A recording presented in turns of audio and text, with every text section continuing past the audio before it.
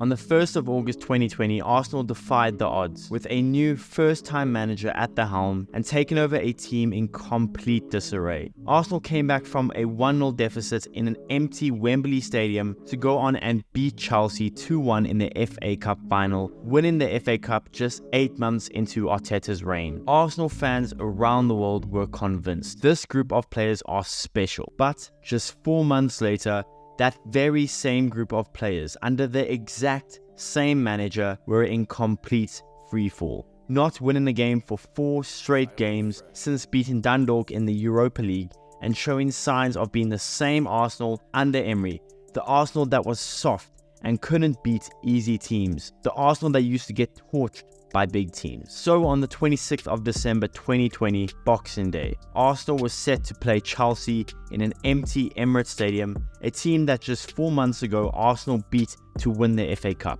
But going into this game, things were different. Arsenal were in horrendous form, with their past win in the Premier League coming 55 days ago in a 1-0 win against Man United. Losing 5 of their last 7 Premier League games, Arsenal were a mess. And Chelsea, having lost just 2 of their last 17 Premier League games against Arsenal and coming into this game in decent form, it felt like going into this game, Arsenal were walking to their own grave. No one around the footballing world expected Arsenal to even scrape a draw from the game. And in what felt like a desperate move by Mikel Arteta to save his job, he dropped Aubameyang mainly because of injury, and he chose to start the unproven Hale-End graduate Emile Smith-Rowe, who he himself got rejected by Chelsea's academy when he went on trial at the club.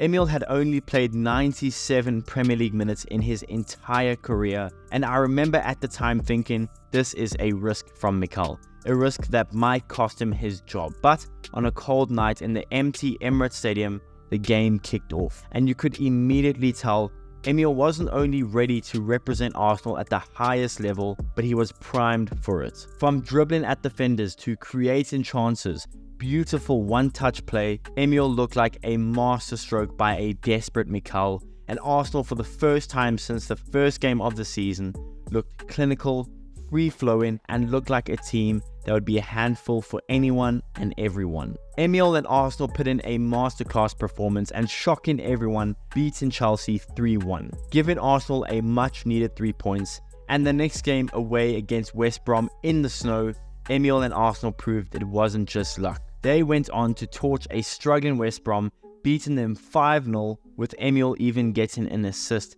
assisting fellow Arsenal Academy graduate Bukayo Saka. And for the rest of the season, Bukayo and Emile were lethal for Arsenal. Adding in a loanee signing of Martin Odegaard, Arsenal played much better football. Emile finished off his first professional season with Arsenal, a club that he had been with for 10 straight years, with 3 goals and 7 assists in 31 games for Arsenal. And after this season, Emile Smith-Rowe was rewarded. He signed a new contract with his boyhood club and was given the number 10 shirt for Arsenal, a huge honour.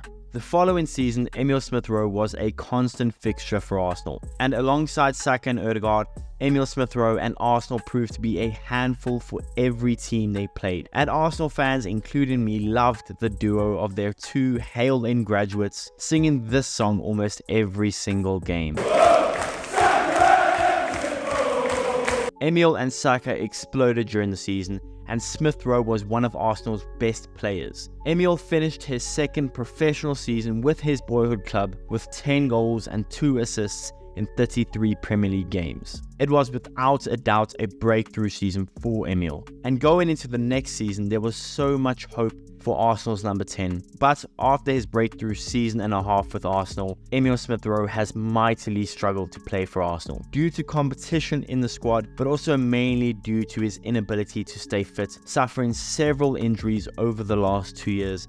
And as of right now, in the last 2 seasons, Emile has only managed to play 369 Premier League minutes. And despite tons of rumours in the last 2 transfer windows, Emile Smith-Rowe has stayed at Arsenal and is starting to slowly but surely look like the Emile Smith-Rowe that we saw 2 years ago. Emile is still one of the best midfielders in the squad when fit, without a doubt. And I genuinely believe that if Emile can stay fit and play to a level that we know he is more than capable of, he can without a doubt be one of the first names on the team sheet, especially with that third midfield slot looking very open. It is Emile's for the taking. Whether you like it or not, Emile Smith-Rowe is a huge reason Arteta did not get sacked in 2020. Had we lost that Chelsea game, things may have been so different. Emile Smith-Rowe alongside Odegaard and Bukayo Saka changed the path for Arsenal, and I genuinely believe that Emile Smith-Rowe will be back to his best. Just you watch.